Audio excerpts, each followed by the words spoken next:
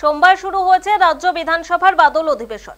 আর মঙ্গলবার উপনির্বাচনে জয়ী 4 বিধায়কের শপথ জানিয়ে দিলেন বিধানসভা স্পিকার বিমান বন্দ্যোপাধ্যায়।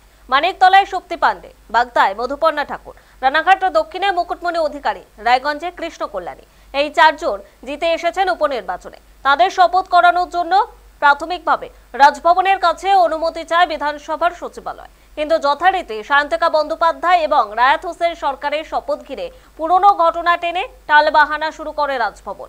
কেন সায়ন্তিকা বন্দ্যোপাধ্যায় আর রায়াত হোসেন সরকারের শপথ পড়ানোর দায়িত্ব উপাধ্যক্ষকে দেওয়ার পরও অধ্যক্ষ পড়ালেন, সেই সব নিয়ে জবাব চায়। গত শুক্রবার সেই চিঠির জবাব দিয়ে স্পিকার বিমান বন্দ্যোপাধ্যায় জানিয়ে দেন কোন পরিস্থিতিতে সায়ন্তিকা আর রায়াতের শপথ হচ্ছে এবং এই প্রসঙ্গে বিধানসভার পরিষদীয় রীতির কথা উল্লেখ করেছেন স্পিকার। জটিলতার কথা আঁচ করেই নতুন শপথ নিয়ে আর কথা বাড়ায়নি বিধানসভা। রাজভবনে চিঠির জবাব দিয়ে 4 বিধায়ককে শপথের প্রস্তুতি নিয়ে রাখতে বলা হচ্ছে। সোমবার বিধানসভা স্পিকার জানিয়ে দিলেন মঙ্গলবারই 4 নবনির্বাচিত বিধায়কের শপথ গ্রহণ হবে।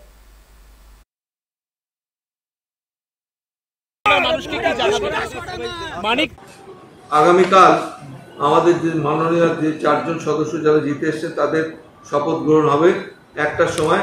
তাছাড়াও আমাদের resolution under rule 169 on the issue of national eligibility come entrance test অর্থাৎ NEET তার উপর আলোচনা হয়েছে, রেজলিউশনটা মুভ হবে।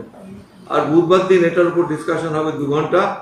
আবার বৃহস্পতিবার দিন আমাদের West Bengal scheduled caste, Scheduled Tribes and other backward classes development and finance corporation amendment bill 2024 introduction, consideration and passing এটা 1.5 ঘন্টা হবে।